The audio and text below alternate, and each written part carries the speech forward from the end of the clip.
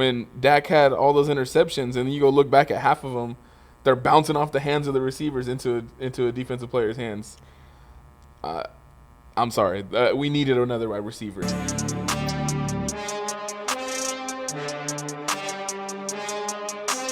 What's up, guys? Welcome to another episode of Play Action Takes. It's your boy Kush, and today I got my boy next to me, Junior.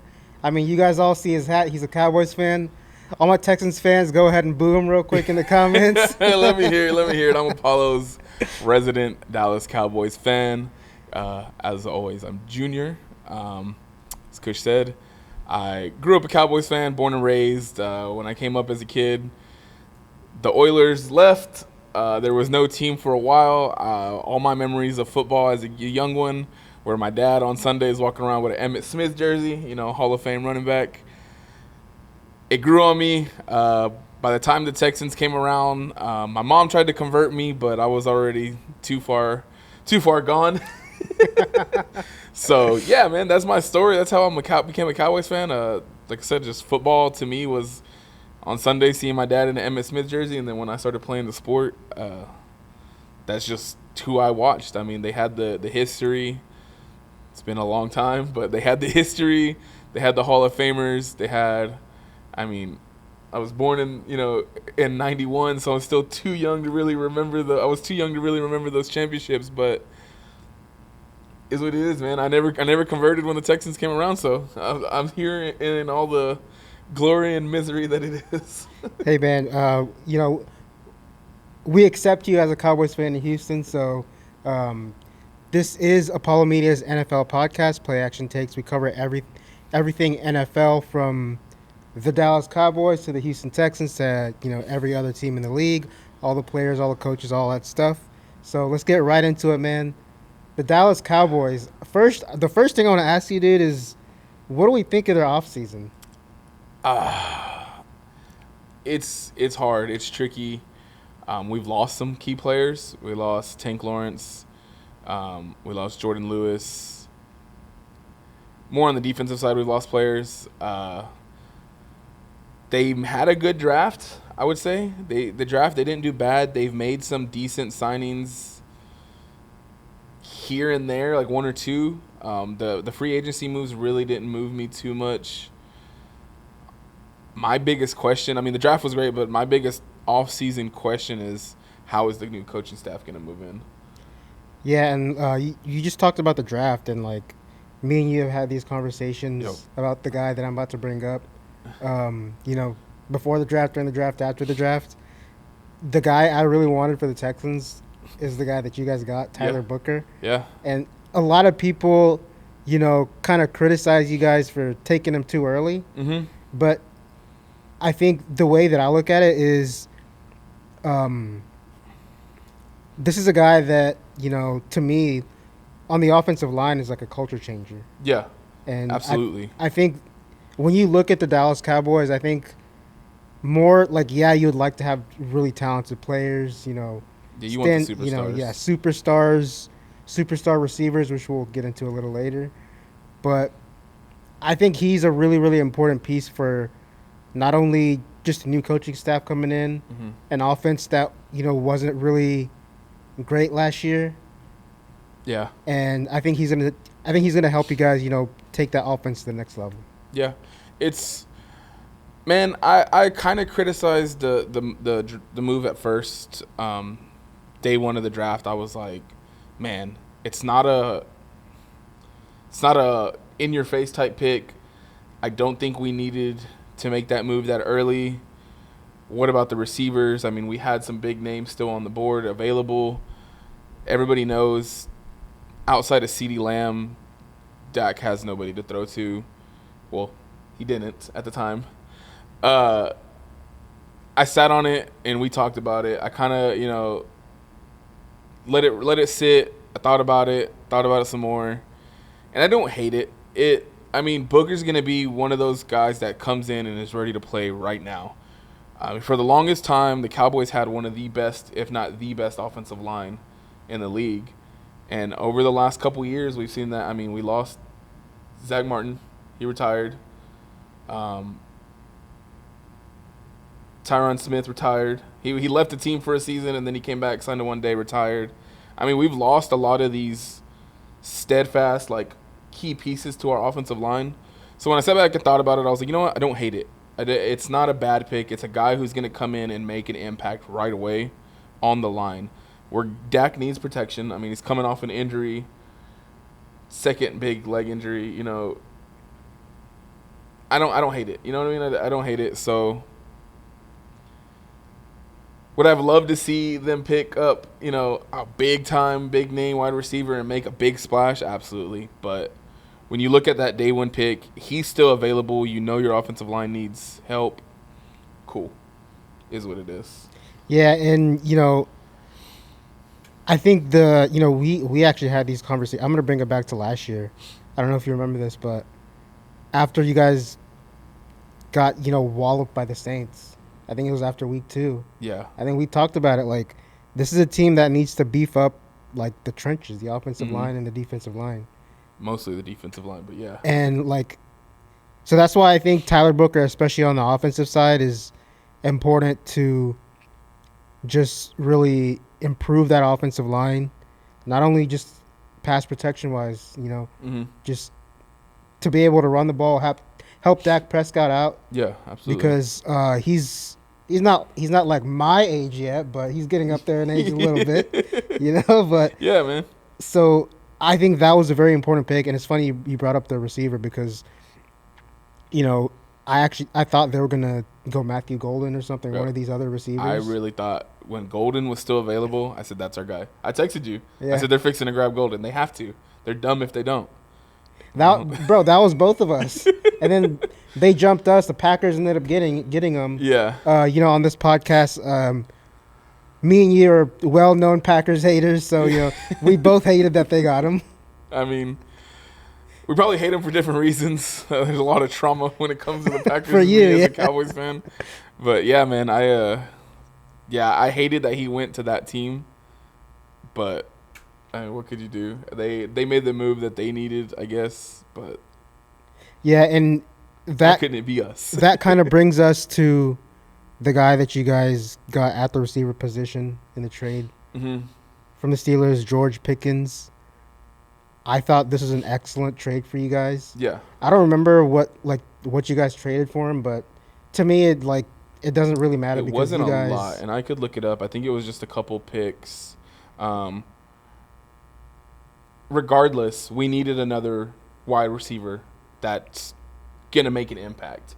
We have guys. I'm sorry, but the guys that are out there just aren't it, man. Let it be known, Junior. We've tried it. We've tried it time and time again. Like, it's been like the last 2 seasons. They said we got CD. Whoever else we throw out there is bonus. No, it's not how it works. Because once one of those teams double teams, triple teams CD Lamb, I mean, he's still gonna make plays. He's still CD Lamb, but when you're hitting guys in the chest and they're dropping the ball, when guys are, what was it, 2 years ago, maybe even 3 years ago, I can't remember what it was, when Dak had all those interceptions, and you go look back at half of them, they're bouncing off the hands of the receivers into a defensive player's hands. I'm sorry. We needed another wide receiver. No matter, I mean, George Pickens comes with a lot of questions. A lot of Steeler fans are like, dang, we lost a good one. But there's another big chunk of Steeler fans that are like, good, you can have that diva. Yeah, it's funny you say that because the Cowboys throughout their history are known for giving these guys second chances. You know? And I think, how do I put it? They're like, okay, you can have that diva, and you already have CeeDee Lamb, who's known to, you know, cause some antics on the sideline here and there, especially on bad games. Every big receiver we know of has done something like that at one point. When people ask me, they're like, oh, how are y'all going to be able to handle it? You have a new coach. I'm like, look, people can say what they want, but one of Dak Prescott's biggest positives that he has for him is his leadership. Say what you want about his play. Say what you want about his skill. I think he's a top 10 quarterback. That's me. But he's known to be a great leader. If anybody's going to be able to be like, hey, I got y'all, it's going to be him. And if not, then you gave it a shot. What do you have to lose? Yeah, and like I said before, the Cowboys are known to bring these guys in. I mean, they brought T.O. in. Yeah. You know, they got Dez Bryant is another one. So a lot of guys in Cowboys history with big personalities. Yeah. Big personalities. And I think if he's going to fit in anywhere, George Pickens is going to do just fine. Especially when you got him next to somebody like CeeDee Lamb. They're going to be able to feed off each other. There's a clip I saw already, like right after the signing, after the trade. They were both out doing work together. They were doing a workout together.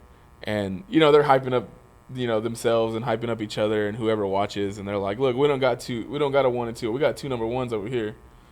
That's a mentality, you know what I mean? Yeah. And it might not prove true. Like I'm a big guy when it comes to the Cowboys. Go out there and prove what you can do. Because history shows that in the last damn near 30 plus years, we haven't been able to perform. The teams haven't been the team hasn't been able to perform when it matters. You know, we go out, win 1, maybe 2 rounds in the playoff. We haven't seen a conference final and conference championship in what? Since, you know what I mean? Yeah, like, I mean, I hate to bring this up. You know, we're doing the Texans-Cowboys thing, but the Texans have, I think, won more playoff games than the Dallas Cowboys since the Texans came into existence. Which kind of, like, tells you that, like, yeah, the Cowboys are always, you know, hyped and they're talked about highly, but when it comes to, like, winning and results, they really haven't been that good for the last, like, 25 years. No, my biggest headache with them is that they perform so well in the regular season at times, and then you get into the playoffs and you get mollywopped by a team like not last year, but the year before. We went 12 and 5 that year. It was the third year in a row we had a great winning record. Dak was an MVP candidate that year. Dak was an MVP candidate, and then you go in round 1 we meet the Packers and just get mollywopped. And it's just like, what? Game plans changed. The players just fell off. Like, CD was nowhere to be found. Dak was struggling. Defense was MIA. Like, I think the biggest thing is, like, you see these issues throughout the season. Defense was a big one for a while. And then, or they're really positive during the season. It's always the one drastic side or the other. There's no in between. It's they're really well during the season, and then they come out and boom, they just completely disappear. Or you see these little issues, and then once they get to the playoff game, it just gets magnified times 1,000. It's just a repeating story. Yeah, and I think the Cowboys, you know, we talked about this a lot, like, the past few years. Like, I think when Tony Romo had finally, like, it was the end. It was the end for him, and they go and find Dak Prescott in the 4th round. I think that, like, kind of gave Jerry Jones and the front office and everybody, that kind of gave them an extended leash, right? Because, hey, we found this guy in the 4th round. Yeah, he's going to lead us for the next however many years. And then, I mean, I don't have to tell you, or I don't have to tell Cowboys Nation. We all know how it gets when they feel like they've kind of done something. They've done something, yeah. No, that's the key. I mean, I continue to say it. That's the Cowboys' biggest downfall. It's not Dak. It's not the defense. It's not Micah Parsons. It's the front office, man. The front office, just complacency and incompetence that shows itself time and time and time again. And everyone says, man, we can't wait till Jerry's gone. He sells the team, or he leaves and retires, or whatever it is that he does when he disappears. But his son is going to take over. His son is already making a lot of the calls. Stephen Jones ain't going anywhere, and we're seeing the same issues. So my hopes aren't high. My hopes aren't high. I've told you this time and time again. Nowadays, I go into the season with low hopes, low expectations, and I let them surprise me, and we go from there. I feel like we're in therapy right now for you as a Cowboys fan. I mean, look, man. I mean, y'all know I do the F1 podcast. I had a crash out over there earlier this week when we recorded and dropped our episode because my favorite driver was in the headlines, and then you asked me to come on here, and I was like, man, how many crash outs can I have in 1 week, you know? I was like, I just had to deal with that. I come over here, and I got to talk Cowboys. you've heard me vent and rant and go on and on about it. I don't know, man. It's just hard to know what to expect because the front office isn't going to help the team where they need the help. So you got to hope there's players that surprise you, and you got to hope that now this new coaching staff can maximize everything they can to hopefully get us to the promised land one day. You know what I mean? Yeah, and so let's talk about the new coaching staff. I want to kind of get your like day by day thoughts whenever they were looking for a new coach because like I'll just go way back to during the season when I kind of knew McCarthy wasn't going to be back. Yeah, I mean I think we all knew McCarthy was gone. I don't think Stott was number one on anybody's list. Yeah, I wasn't even thinking of the guy when it came to like name wasn't even coaches. in my list of top 5. Like there were so many people available and so many names that were thrown out there. I mean, there was talks that Dion was going to come in from college, and I thought that was a long shot. Some people really thought it was going to be true. I thought it was a long shot because I thought he's sitting in gold right now in Colorado. He does what he wants. He runs the program exactly how he wants. He's got that entire college pretty much in his palm of his hand, man. Him leaving to come run the Cowboys, it's a downgrade in my opinion. You know what I mean? Like when you look at everything that comes with it, I mean, they were talking Bill Belichick maybe. There was a lot of names thrown out there. I didn't know who to expect, but it wasn't him.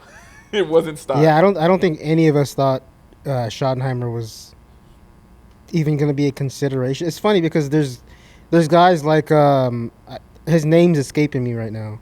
The Lions OC, who's now the Bears head coach. Man, I can't think of his name right now either, but I know what you're talking about. Yeah, it's too early in the morning. My brain doesn't work. But anyway, yeah, he goes to the Bears, and then there's like plenty of guys that. Ben Johnson. Ben Johnson, yeah. Yeah, I honestly, that was my number one. Please get this guy. Didn't happen. Yeah, and there's a number of other guys that like I thought that they might be interested in.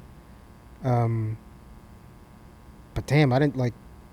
Whenever they first announced Brian Schottenheimer, I was like, okay, that's kind of interesting. But then like, I'm sure you can relate to this part of it. Is I feel like I kind of put myself in the Cowboys Nation shoes, and I was like, oh man, not another guy that like we don't know anything about, and this is the guy we're kind of putting our stock in. But then the more I kind of thought about it, and I kind of changed my thoughts a little bit after the draft, just because of the Tyler Booker thing. And they had a pretty good draft. They got a guy that, the defensive end out of BC that I really liked. I can't say his name. I don't want to fuck up his name. If you're watching this right now, I don't want to fuck up your name, so I'm not going to say it. But, yeah, I think they had a good draft. And, kind of speaking on the draft again, I loved Jaden Bluepick out of Texas. I think, and I think that kind of speaks to, like, what the Cowboys offensively want to be. They want to run the ball. Yeah. I mean, they signed Javonte Williams in the offseason. Our running game has been non-existent. I mean, they've tried to plug and play veterans here and there. They tried bringing back Zeke.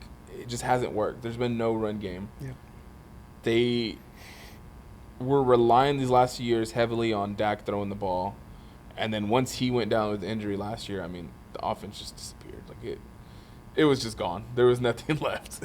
Yeah, and like I think the main issue with the Cowboys is it's kind of like I kind of compare it to the Texans with Bobby Slowick. Mm-hmm. They don't really have an identity of what they want to be on offense. That's exactly what it is. And exactly so what it is. I think at the very least, bringing in Schottenheimer, you kind of know what he wants to do. Yeah. And so you can kind of at least build off of that. Yeah. And I think the thing too is like nobody expected Schottenheimer to be picked. Nobody expected him to be like their guy. But then he started piecing together his coaching staff. And you see this name pop up. And you see this name pop up. And you're like, wait a minute. he might be doing something here. I think somebody at one point was like, man, like, nobody knows who Schottenheimer is. He has no, like, former NFL head coaching experience or even, like, top talent. Like, he just came out of nowhere. And then he starts plugging this coaching staff together.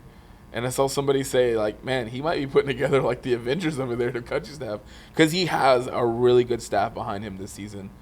I mean, one of the biggest things for me was I thought Al Harris was going to get promoted and stay with them. He was probably one of the biggest names on the coaching staff of the former coaching staff. DB coach should have been promoted to defensive coordinator, in my opinion, if not even head coach. He was at the top of, on the top 5 I wish list before Schottenheimer. And he did a clean wipe. Everybody left or was gone. And he brought in everybody new. There's a lot of questions. There's some good names out there when it comes to where he plugged and played these coaches. It's just going to be like, okay, like nobody knows what to expect until we see the on-field product, I guess. Yeah, and I think that's the most interesting thing about this team in 2025. It's like, I know every year the fan base expects a Super Bowl, but I think if you're a Dallas Cowboy fan, you kind of have to, and you're looking at this thing realistically. Yeah. It could be like a 6-win team, or it could be 10+ win team. You win the division, you make the playoffs. Yeah. Like, I have no idea what what it's going to look like. It's like I said, I've gone into the last few seasons kind of with the same expectations, none, and just low hopes. I let them surprise me. I mean, last season we got together for week 1 and we watched them beat the Browns, and then we were like, all right, they didn't look bad. And some people were online already like, oh, this is going to be a great team. Obviously, it didn't turn out to be that. But I didn't get my hopes up. I told you, I was like, look, that's week 1. They played good. I want to see it more. They couldn't do it. I think we have like a week 10 bye week. We'll really know what's, by week 10, I'm either going to be like, whatever, football's over for me, or I'm going to be like, hey, there might be something here, I'm not expecting to win the division, God, I hate saying it, not with the Eagles doing what they're doing right now. I don't wish injury on anyone, but Saquon's on the cover of Madden. Something happens. It's not our fault. The Madden curse is real. Madden curse is real. But, Saquon's a beast, man. They have that team's stacked, dude. The team from top to bottom I think their weakest link. I'm sounding like never mind. I was gonna be a big hater, say their weakest link is Jalen Hurts.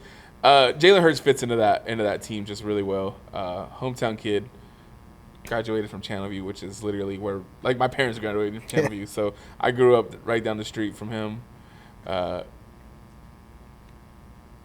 I don't know, man. I think the Eagles are going to win the division again. It'll be like the first repeat division winner in forever. I think that their team is just stacked. So when you look at what we have, you got to go into it expecting like, okay, at least for our division, this is the mark. This is where we want to go. This is the team we want to beat. Can we do that? And if we can't do that this season, what can we build on to show improvement and look into next season and hopefully get there? Because and they also, Dak's coming off a pretty big hamstring injury. They said his muscle was off the bone. Yeah. It's not a light injury, for what he used to be a lot more mobile quarterback. The guy's going to have to, and we saw him snap his leg a few years back and bounce back and have a almost MVP year. Yep. I don't doubt that he's going to come back strong. I've seen some reports and seen some stuff that, hey, he looks great. He looks in really good shape. He's moving. He's going to be ready for the season. So I think there's still a question as how well does he come back? Does he play?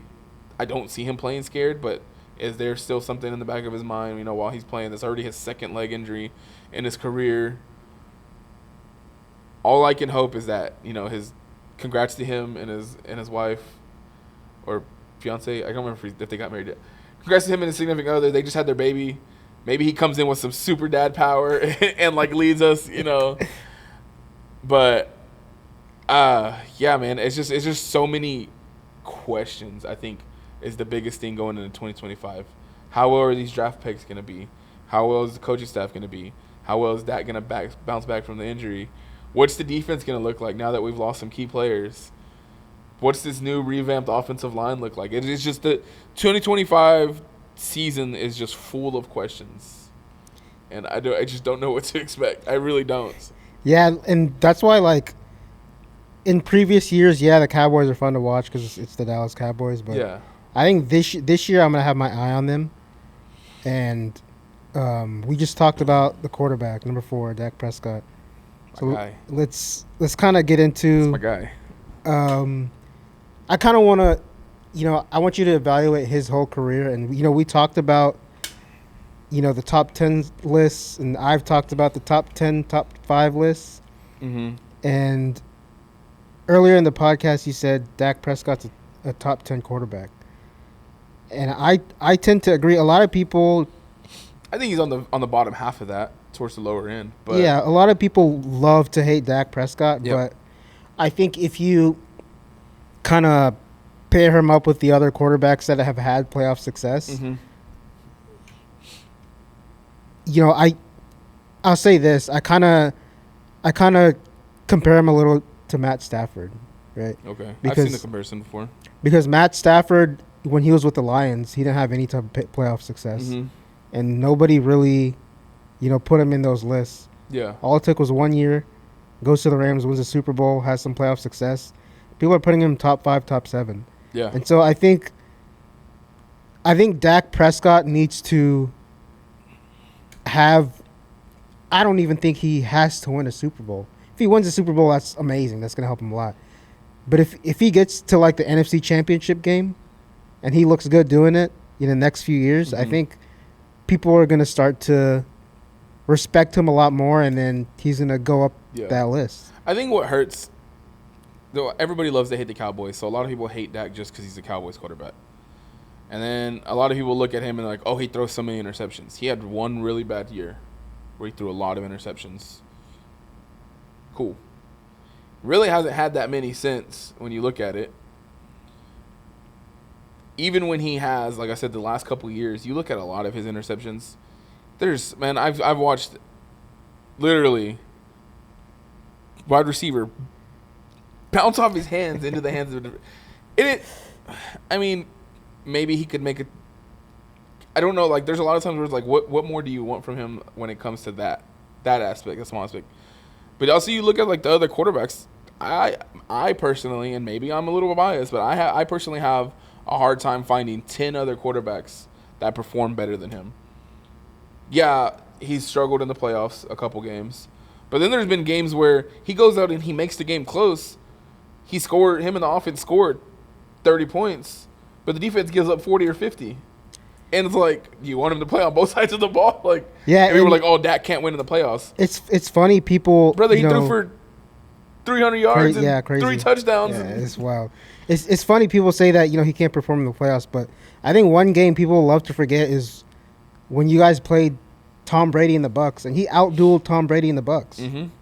A lot of people like to. I won't ever say that, but a lot of people like to say that Dak retired Tom Brady because it was after that. I won't say it. I'm not naive. But I don't know, man. I think when you look at his career, and I try to look at it as unbiased as possible. Obviously, there's a little bit of bias because the guy was a 4th-round pick, man. To even have the conversations of, oh, is he a top 10 quarterback in the league or is he not? That alone, like, coming out of the 4th round, stood in for an injured Tony Romo, and nobody knew what to expect. It was him and Zeke Elliott, their rookie years, and they were. I mean, that season was probably one of my favorite seasons to watch because they were just so fun. Didn't end obviously the way we wanted to, but they were rookies. We never expected him to get that far, So I don't know. Like, you look at his career from as unbiased view as possible. He's got the numbers. He's got the play. He's got the leadership. He's got, there's a lot of things that look good when it comes to Dak Prescott. all people ever try to think, and I think it doesn't help too that half our fan base doesn't like him. They did the same thing with Tony Romo. And then once Tony left, they're like, oh man, I still wish we had Tony Romo. The same people that are saying I wish we still had Tony Romo are the same people that are saying he sucked and he was never going to lead us anywhere. Tony Romo was dog. I don't care what people say. That dude was one of my favorite quarterbacks to watch, regardless if he was on my team or not. That dude was tough. He was just an animal. I obviously growing up as the Texans were coming up, a lot of my cousins decided to be Texans fans. So there was a lot of trash talk amongst family. Yep. And I'll always remember when we played each other, the Texans and Cowboys, and Romo hit that spin move and juked out J.J. Watt. I remember that. I said, man. That memory is burned into my brain forever. Same, but probably for different reasons. I had so many memes and just trash talk. I sent that to anyone and everyone I could think of. I posted it. I stirred the pot so much with that one. And I still do. Like, I love to talk mess to Texas fans every now and then. They're the hometown team, so I like to see what they're doing. I like, the moves they're making. C.J. Stroud, I think, has the potential to go on and do great things. But, man, it's just I say rivalry. It's not really a rivalry, but the beef is there, when it comes to fandom. Yeah. But like I said, like the problem Cowboys have is that half our own fan base don't like our own players, It goes back to Romo and all that. Like, the fan base hasn't been united, I think, since Troy Aikman was our quarterback. And they were winning championships. That was a long time ago, too. Hey, man. And honestly, like, we've seen it with teams here. And, I mean, look at here in Houston alone, the Rockets. Hey, man. They haven't won a championship since the same year the Cowboys did. You know what I mean? It's been a while, but look how divided the fan base is when it comes to like the newer age and the older age. Right. It's the same thing on the Cowboy side, man. The newer age is like, oh man, I really want this guy. Or like Michael Parsons is like, and CeeDee Lamb are like the top guys. Dak is, you either hate him or you love him. All the old heads hate him. Like my dad's not a big Dak Prescott fan, so like when we talk football, I'm like, Dad, you can't. Nope. Okay. Well, conversation's over. Yeah, it's funny you say that because like another team in sports I think of when it comes to like what you just talked about is the Yankees. Like, yeah, right. Like the old Yankee fans, they've seen winning, and so they have like a different mindset about what they're watching. And then the newer ones they've had success, but they haven't seen their team win a championship yet. Yeah, and so it's. I love thinking about like different fans' perspectives like that. Yeah, a lot of people give me mess because like you talk about like newer fans. Like my kid is he's 11 years old. He loves baseball. He loves football. He's growing up a Cowboys fan, and yes, I had something to do with it. Is what it is. And if he gets older and decides to switch over, we might fight about it, but hey, it is what it is. For now, he's a Cowboys fan, and people always love to give him mess and be like, dang, you're letting your dad corrupt you. But I want to see where this next generation of fans goes because it changes, man. I mean, we've seen it. Even Astros fans, bro. We got lucky. We've had such a great run of Astros baseball, but like even winning helps fan bases unite. And right now, there's not a lot of winning on the Cowboys side, and so they're just not. It's a mess. And even I'll take it back to my team. Shout out C.J. Stroud, the Texans. Like, I've been a fan of this team since I was like 11 or 12 years old, and like just seeing the fan base grow. Like, when it comes to this type of stuff, I think you know this best because I always like bitch and complain to you. Like I'm a old head in the sense that like I'm the grumpy old man yelling at the kids, and I'm just like, man, I don't want any new fans. But then when I think about it, I'm like, man, the new fans really, put us on the map, right? Yeah, and they're going to be the ones that once the team starts winning, that'll carry that mantle. Like we do. Yeah. Like, people say, oh, man, you got to pull out your VHS to watch the Cowboys' last championship. Yeah, but the championships are still there, bro. Championships are still in the record book. We can still go back and look at these Hall of Famers, raise the Lombardi. Yeah, and so a lot of teams can't say that. A lot of fans can't say that. I know my team can't say that. Not yet. Not yet. Yeah, not yet. Hopefully in the future. Yeah. But man, the last thing I want to talk about is, I know this is a Cowboys episode, but I got to bring up my Texans real quick. And I got to talk about one thing. going on in OTAs, I think it's a really interesting conversation about the whole CJ Stroud shoulder injury thing. Okay. And how fans were freaking out. I mean, yeah, they said he wasn't throwing. I saw something briefly on it, but OTAs are OTAs, man. It was just I got on Twitter the other day and I'm like, guys, it's June. Like, can we relax? Yeah, and that's the same thing. I think for the Cowboys, like you go into these, we're entering the part of the season where there's gonna be holdouts. There's gonna be lingering stings and injuries that maybe something that just didn't feel right coming out of the season that still hasn't got 100% better. So they're coming into the season, a little questionable, or hey, like maybe I need to see the staff and get this worked out. We're gonna see a lot of the same stuff. It's gonna be every team. I mean, right now I think one of the storylines around the Cowboys is Michael Parsons might hold out. Yeah, all this stuff happens. It's June. It's the summer. We're in that time of the season. Man, I don't know. It's just gonna be interesting as we crawl into July. August starts really creeping up on us. We get into the preseason. Training camp, preseason. Then the season will really ramp up. I don't know. Like I said, I said it earlier, and I just going into the 2025 season, 2026 season for the Cowboys, I just don't know what to expect. There's just too many questions to say, yes, 100%, we're going to be a winning team, or yes, 100%, we're going to be terrible. Yeah, so with that being said, the fact that you said that, I'm not even going to ask you for a record prediction. Maybe we'll get you back on the podcast a little later and we can talk about it. But let me see. Let me pull it up because I'm not going to lie. I really haven't looked at it much to even try, and I don't see us winning the division. I'm going to put you on the spot. Give me a way too early prediction. Way too early prediction. Cowboys schedule. We open up against the Eagles week 1. Giants week 2. Then we have Bears week 3. You're looking at 1, maybe 2 wins there. Don't think too hard about it. We always put 1, maybe 2 wins there. You got, let's see, that goes into week 4, and we got the Packers. I'm sorry, we're just not. I mean, and I hope maybe I get surprised, but then we go into the Jets. That's a dub. So you're looking at 3 wins on the good side. By week 5, week 6, we play the Panthers. Maybe. You go week 7, you got Washington. They're still good. Man, it's just hard. Denver, I give us 7 wins tops.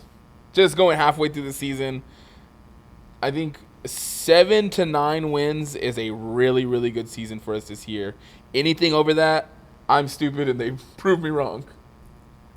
That's guys heard it here way first. Too early predictions. I'm just being realistic, there's just too many questions, too many new players that are going to have to grow with the team, new coaching staff that is going to have to, and that's what training camp and preseason's for, is you want to build that relationship, you want to build that chemistry amongst each other, but it's still season 1. In my opinion, you got Dak, you got a couple of the old vets. You got Dak and CD leading the offensive side. You got Micah leading the defensive side. And then you just got pieces thrown in there that are either really new or some vets coming in. And then you got a whole new coaching staff. I think 7 to 9 wins is a great positive start to. I think it's a healthy medium. Yeah. I think if they go over that and they end up like a wild card team, then you see what happens. Hey, they surprised me. I wouldn't be surprised to not even see them in the playoffs this year. And that's just being realistic. I know I sound like Debbie Downer when it comes to my team, but that's just me being realistic with all the moves we made. My slightly hopeful side says we win 10, 11 games. We are a wild card, and we try to make a run. But then, if we lose, we come back to the same old stuff, right? They can't perform in the playoffs. So it's your damned if you do, damned if you don't type situation when it comes to other fan bases. I think you take the growth with this new coaching staff, and from there, you see what happens. You know what I mean? Yeah. I mean, maybe we go on a magic run like the freaking Washington did, and you never know what can happen in the NFL, dude. Yeah, that's the beautiful thing about football. Yeah, and it's not a lot of weeks to make it happen. So I guess we'll see, man. I don't know. I'm excited for football. I always love football. We play fantasy football. It was just one of my favorite sports growing up outside of baseball. It was my favorite sport growing up. It's one of my favorite sports I played growing up. So we'll see. I don't know. It's just the football season creeping up on us is getting real, especially with a lot of other sports seasons ending. Basketball's coming to an end. Hockey coming to an end. You know, as an F1 guy, I have motorsports all year round, so I really don't lose that. Yeah, the one thing I love to say about football is a year-round sport. Yeah. There's always something going on. Yeah. And guys, you guys heard it here first from my boy Junior. 7-9 wins for the Cowboys. Go Cowboys. And so, one last thing, I wanna shout out our sponsors, Zing Zang Margarita Mix, Bloody Mary Mix, amazing. Zang responsibly. And then a huge shout out to our other sponsor, Big City Wings. They just actually opened up their Cypress location on Tuckerton. I don't have the address on me, but you guys, if you live in the area, check it out. That's, you guys can Apollo's check it out. Joint, Houston's #1 wing joint. And man, that's our hangout spot for football, basketball, wrestling at Apollo. Yeah, we go watch everything man. There. It's a great time and amazing food, amazing drinks, all of that. Yeah. Well. And so with that being said, man, thank you guys for hanging out with us. Make sure to boo this guy for me, Texans fans, in the comments. Thanks for letting me vent and have this Cowboys therapy session. Yeah, Kush. I appreciate it, man. You know this. I'm always your therapist when it comes to the Cowboys, and you're my therapist when it comes to the Texans. Yeah, so. man. It was good to vent and get ready for the season. Get a good look at what to expect. You know. Thanks for hanging out, guys. Go Texans. Go Cowboys. Peace.